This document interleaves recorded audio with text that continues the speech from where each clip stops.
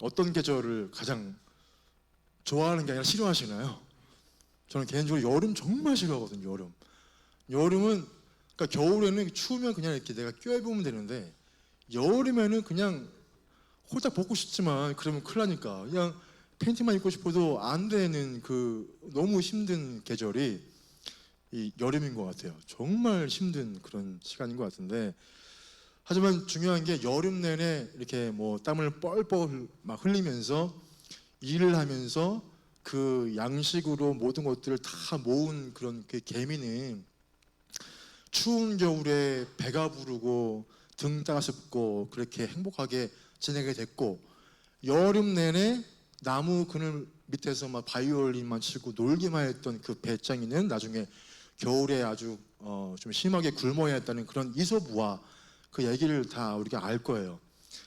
여러분 그 대한민국의 이 장년층 이상 세대는 정말 귀에 못이 박히도록 아주 늘 딱 들었던 그런 이솝우화의 이야기가 아닌가 그렇게 생각이 됩니다. 근데 이렇게 정말 허리가 휠 정도로 그렇게 정말 근면하고 그 성실하게 일한 개미 세대분들 그분들은 그러니까 우리나라의 경제 성장 시대인 1960년에서 70년 그때가 이제 근대화였으니까 그것들을 이끈 주역들이라는 거예요. 그분들이.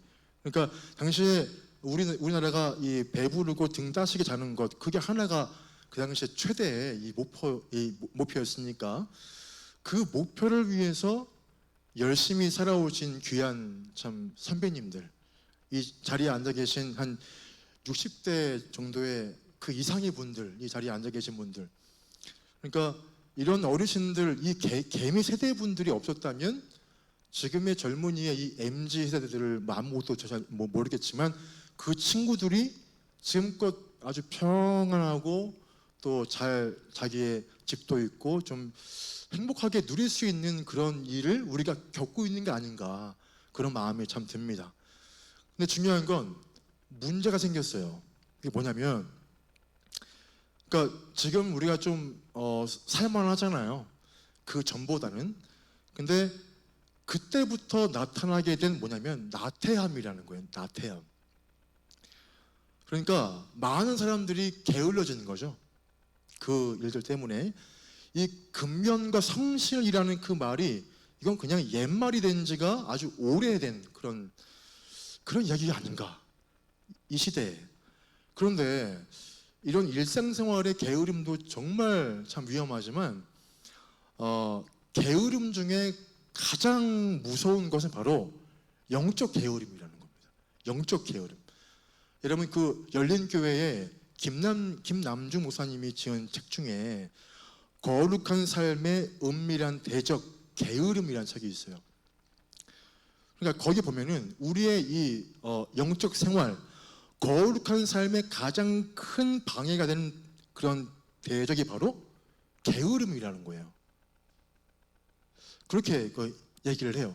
그런데 많은 분들은 이 게으름을 죄라고 그렇게 보지 않는다는 게 이게 좀 더 큰 문제인 건데 보통 뭐 강도, 뭐 살인, 뭐 폭력 이거는 누구나 죄다. 이거는 명백한 죄야. 그렇게 우리가 보지만 게으름은 단순히 그냥 천성이라는 거죠. 천성이다. 이건 그냥 안 좋은 뭐 그런 습관일 뿐이지 그게 죄라고 생각하는 사람은 별로 없다는 거예요. 그래서 게으름과 나태가 거룩한 삶의 은밀한 대적이라고 그 책에 그렇게 표현한 겁니다. 이게 아주 정말 날카로운 지적인 것 같아요. 제가 볼 때는. 오늘 본문인 잠언 6장 10절과 11절 말씀을 좀 볼 건데 자, 한번 좀 다 같이 읽어볼까요? 10절, 11절 함께 합독해 올립니다. 시작. 좀 더 자자, 좀 더 졸자, 손을 모으고 좀 더 누워있자 하면 내 빈궁이 강도같이 오며 내 곤핍이 군사같이 이르리라. 자, 이렇게 게으르게 좀 더 자자, 좀 더 누워있자 하면 그러니까 그렇게 하면서 잘못된 그 모든 생활 습관을 가지면 어느새 말씀 그대로 빈궁이라는 거, 빈궁과 가난 이게 소리 소문 없이 누구도 알게 모르게 강도같이 은밀하게, 그러니까 우리도 모르는 사이에 슬그머니 우리의 삶에 이게 이르게 되는데, 그 때문에 우리가 어떤 경제적으로나, 그러니까 그 경제적으로만 우리의 삶에 어떤 그 빈곤해지는 게 이게 문제가 아니라 우리의 신앙에 이 영적으로도 엄청나게 우리가 빈곤해진다는 거예요. 그 책에 보면은 게으름을 피하기 위한 그 20가지 점검 질문이라는 게 나오거든요. 매일 이 질문으로 자기 자신을 좀 약간 점검하면서 게으름을 조금이나마 벗어날 수 있다는 건데, 한번 우리 해볼까요? 여러분 이 손가락과 발가락을 한번 이렇게 이용해서 해당되는 거에 딱 이렇게 딱 접으시면 돼요. 내가 몇 개인가 이렇게. 한번 제가 20개를 해볼 테니까 한번 이렇게 10개 안 되면 발가락으로 하시든가 하시면 되겠습니다. 제가 읽어볼게요. 첫 번째, 세워놓은 계획에 따라 규모 있게 시간을 사용하는가? 두 번째, 정해놓은 기도의 시간을 지켰는가? 기도 시간에 열렬하게 마음으로부터 우러나오는 기도를 하였는가? 성경 읽는 시간을 정해두고 지키고 있는가? 5번입니다. 하나님의 말씀을 읽고 묵상하는 일에 부지런하였는가? 공예배에 참석하였는가? 7번, 준비된 마음으로 공예배에 나아가 선포되는 말씀에 집중하였는가? 8번, 직장생활 아니면 학교 생활을 성실하게 했는가? 부주의하게 일 처리하지는 않았는가? 10번입니다. 필요 이상의 수면을 취하지 않았는가? 소중한 아침 시간을 침상에서 낭비하고 허둥지둥 하루를 시작하지는 않았는가? TV를 보는데 너무 많은 시간을 낭비하지는 않았는가? 불필요한 정보나 오락을 위한 인터넷 사용에 과도한 시간을 투자하지는 않았는가? 취미생활, 스포츠, 영화, 등산, 낚시 등등 이런 것들, 여기에 과도한 열정을 허비하지는 않았는가? 15번입니다. 불필요한 만남을 유지하느라 시간과 돈을 허비하지는 않았는가? 잡담이나 농담으로 시간을 헛되이 보내지는 않았는가? 헛된 공상과 불필요한 생각들의 마음을 빼앗기지는 않았는가? 18번입니다. 과식하지는 않았는가? 먹고 마시는 일에 과도한 욕망을 가지고 많은 시간과 돈과 생각을 낭비하지는 않았는가? 마지막 20번입니다. 잠들기 전 하루를 되돌아보며 반성하고 내일을 계획하는 시간을 가졌는가? 이게 20가지예요. 몇 가지입니까? 근데 이 20가지 질문을 제가 이렇게 읽으면서 사실 제일 찔리는 사람은 저예요. 제가 제일 찔리더라고요. 이 20가지에서 3분의 1 이상은 거기에 제가 해당되더라고요. 자, 그렇습니다. 오늘 본문을 좀 볼게요. 보면은 지혜의 책인 이건 잠언 말씀이죠.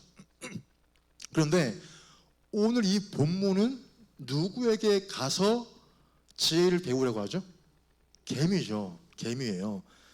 7절과 8절에서 게으른 자가 개미에게 배워야 할 지혜가 무엇인지 정확하게 말하고 있는데, 한번 우리 본문 읽어볼까요? 7절과 8절입니다. 함께 합독합니다. 시작. 개미는 두령도 없고 감독자도 없고 통치자도 없으되 먹을 것을 여름 동안에 예비하며 추수 때에 양식을 모으느니라.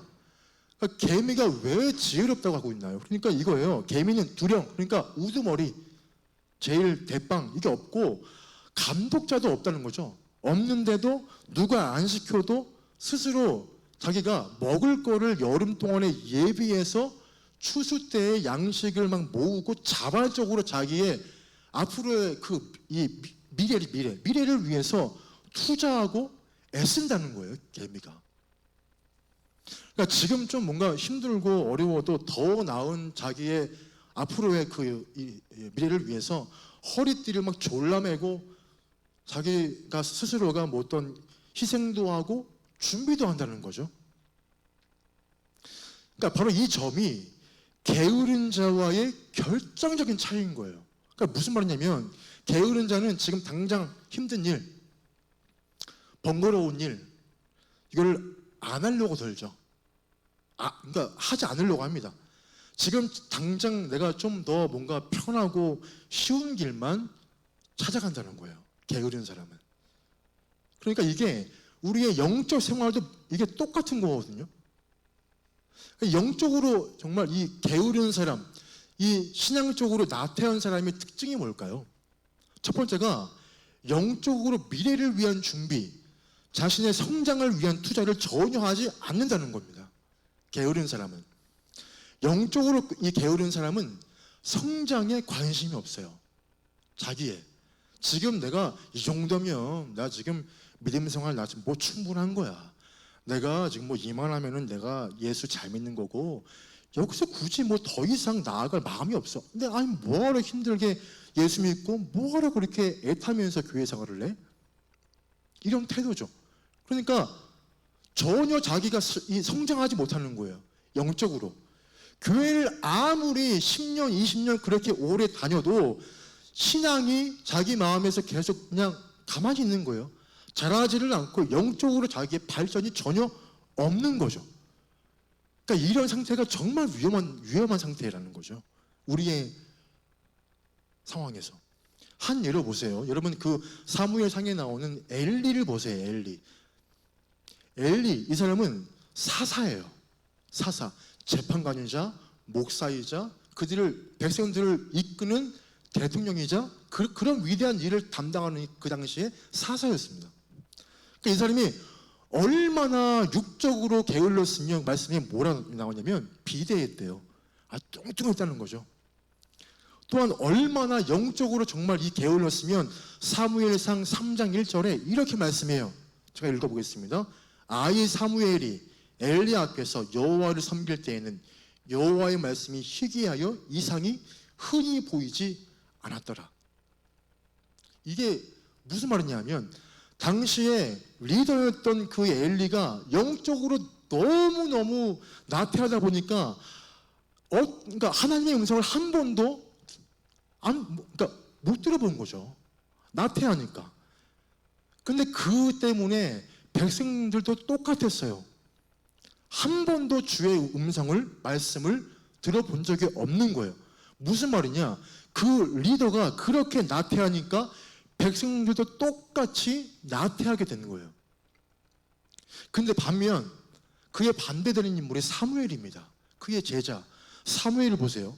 사무엘은 엘리가 죽고 나서 그 뒤를 이어서 이스라엘을 통치하는 제2의 사사가 됩니다. 근데 그가 통치하자마자 어떤 일을 했냐면 백성들을 다 불러 모아요.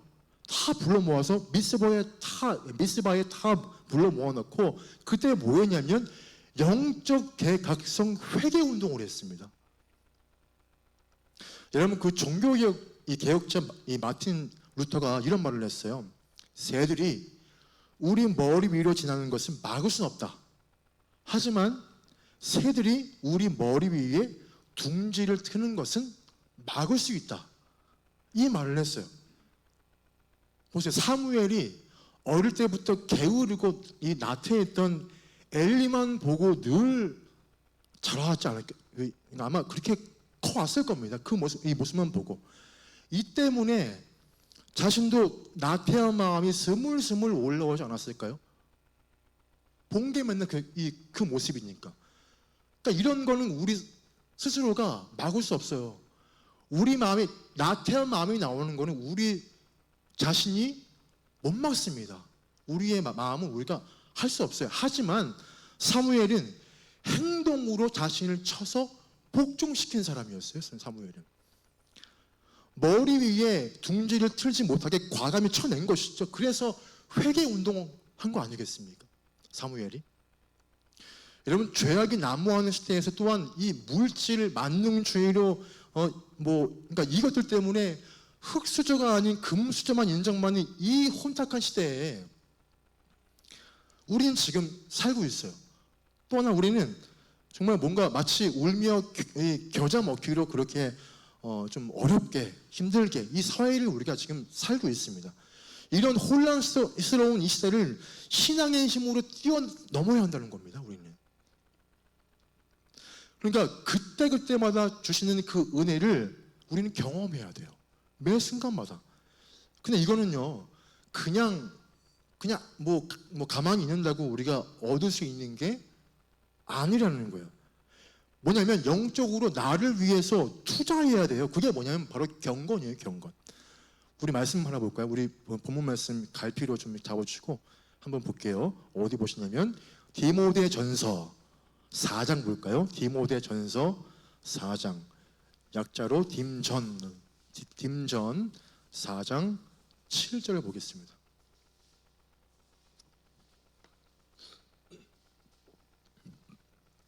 딤전 4장 7절 함께 우리 읽어볼까요? 함께 다 같이 읽어보겠습니다. 시작.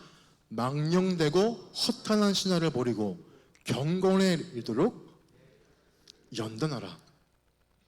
이런 보세요. 경건에 이룰 수 있도록 너 자신을 연단해. 이 말씀을 하세요. 여러분, 우리가 왜 수요 예배와 금요 철야 기도와 새벽 예배와 주일 예배, 지금 오후 예배까지 우리가 나오는 이유가 뭘까요? 그냥 억지로 한 게 아니잖아요. 억지로 한 게 아니라 우리는 은혜 받기 위해서 지금 이 자리에 나온 거예요. 근데 보세요. 감동해서 눈물이 우리가 흐르기도 하잖아요. 예배를 드리면 가끔 우리 마음에 감동이 흐르기도 해요. 그런데 매 예배 때마다 막 감동받고 막 우시고 하시나요? 그게 아니잖아요. 저는 오늘 예배 드리는데 눈물 한 방울도 안 흘렸습니다. 저번 주도 안 흘렸고요. 저번 달도 한 번도 운 적이 없어요. 근데 보세요. 그런데도 우리가 예배를 그렇게 우리 눈물이 안 나고 감동이면 안 일어나는데 그러니까 나오는 이유가 뭘까요? 우리가 예배를 나를 위한 영적인 투자이기 때문이에요. 그래서 우리가 이 자리에 있는 거거든요. 경건이 내 삶에 쌓이면 쌓일수록 어떤 은혜가 주어지는지 8절을 읽어볼까요? 8절 함께 읽어보겠습니다. 시작.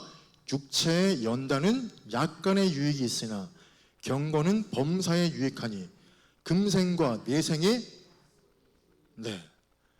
그러니까 현재의 삶에 하나님의 복을 받는 약속을 경험한다는 말씀이에요. 예배는 여러분 정립이에요.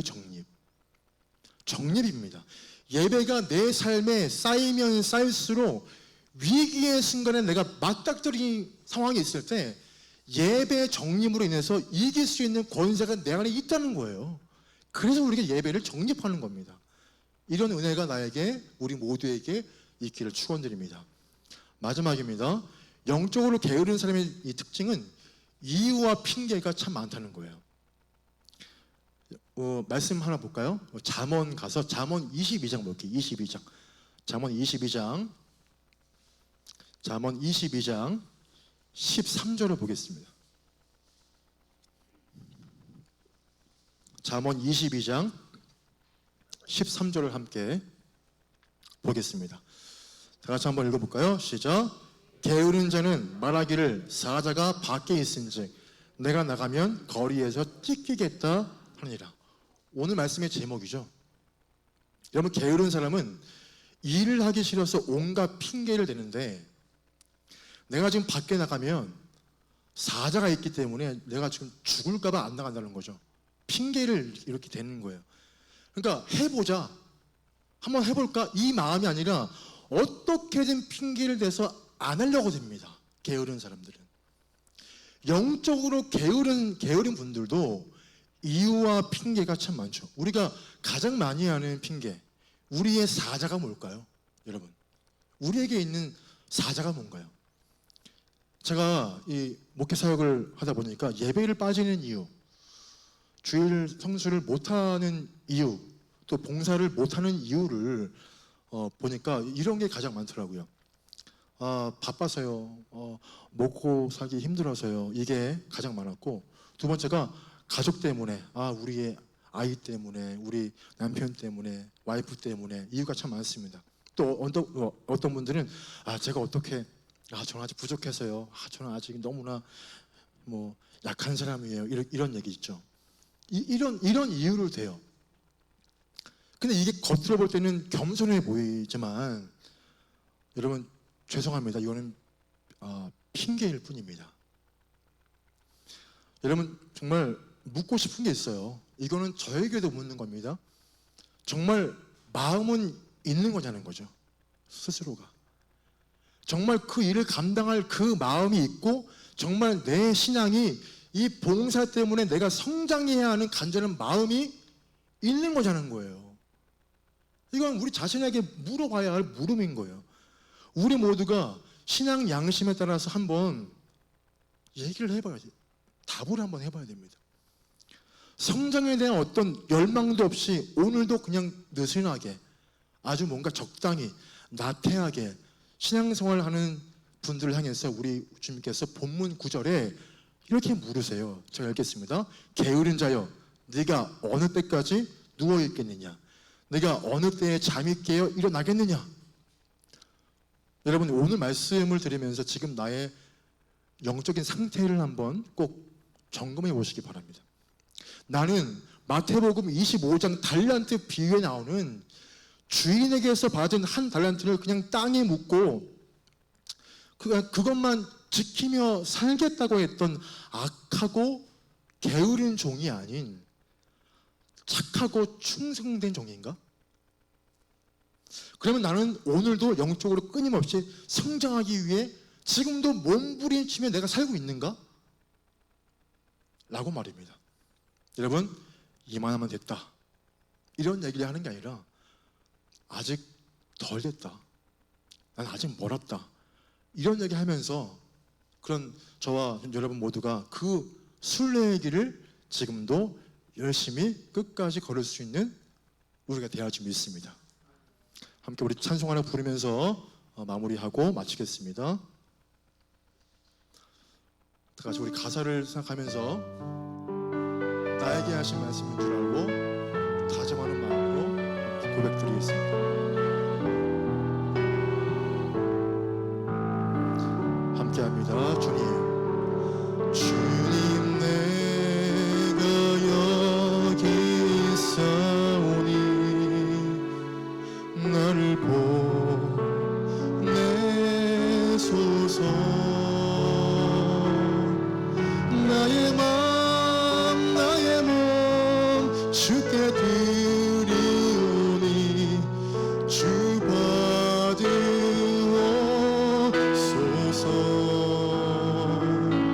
주님 내가 여기 있사오니 나를 써주소서.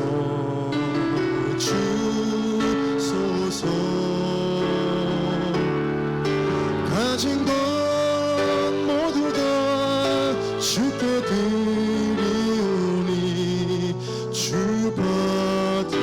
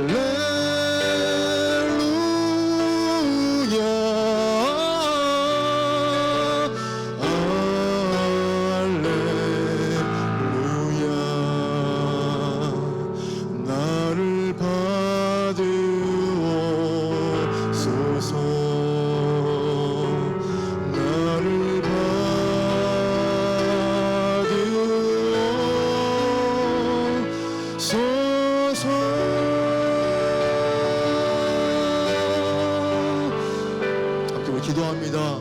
그렇습니다. 우리가 나태한 삶을 지금도 살고 있는 건 아닙니까? 지금 내 상태를 보고 내가 지금 믿는 신앙이 지금이면 됐다라고 하는 안주의 마음을 내가 갖고 있는 건 아닌가요? 우리가 주의 봉사를, 주의 섬김을 하면 할수록 우리의 마음은 더욱더 배가 되고 복의 복이 삶에 임할 줄 믿습니다. 함께 우리의 이런 마음으로 우리의 그런 마음과 부지런한 영적인 은혜가 있게 해달라고 함께 기도하겠습니다. 주님, 그렇습니다. 주님, 이 말씀 그대로 우린 너무나 낙해했습니다.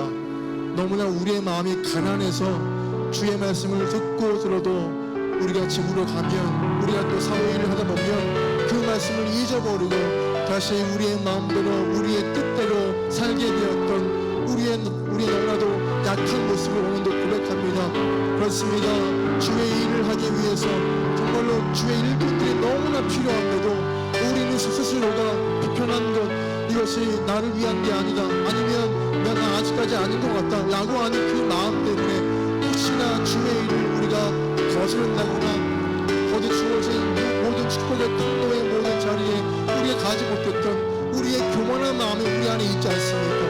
우리는 다시금 주 앞에 회개합니다. 우리가 낙태했던 우리의 모습, 너무나 나 자신 개인주의에 빠졌던 우리의 신앙생활을 오늘도 주 앞에 시간을 회개합니다. 자복하고 회개합니다. 그렇습니다. 우리의 마음에 놀라우신 회복의 은혜가 간절히 필요합니다. 다시금 주의 일을 위해서, 우리의 예배를 위해서 매 순간마다 더욱더 부지런한 사람들, 나를 위해서, 내 신앙의 강점을 위해서 더욱더 예배를 정립할 수 있는 그 진실한 부지런함이 우리 가운데 있게 하여 주옵소서. 우리를 보내 주옵소서. 우리를 사용하여 주옵소서. 진실한 겸손함으로 주께 엎드리기 원하오니 한 주의 이 귀한 다짐이 우리가 이번 주일까지 이어질 수 있는 놀라운 회복을 간구하오니 인도하여 주옵소서. 이제는 우리를 구원하기 이 땅에 오신 우리 주 예수 그리스도의 은혜와 아버지 하나님의 극진하신 섭리하심과 우리 성령님의 감동 감화하심과 내주하심과 교통하심이 우리가 부지런한 신앙생활을 하기 위해서 더욱더 고군분투하며 우리의 머리에 둥지를 틀지 못하게 쳐서 복종할 수 있는 우리의 삶이 되어 삶의 놀라운 회복과 은혜가 역사하기를 소원하는 주의 모든 종들 머리 위에 우리 모든 사업과 일터와 자녀와 모든 것에 이르기까지, 또 우리 예언교회 이르기까지 이 모든 것들 주께 올려드리며 이 모든 것들이 축복이 우리 가운데 임하기를 간절히 축원하옵나이다. 아멘.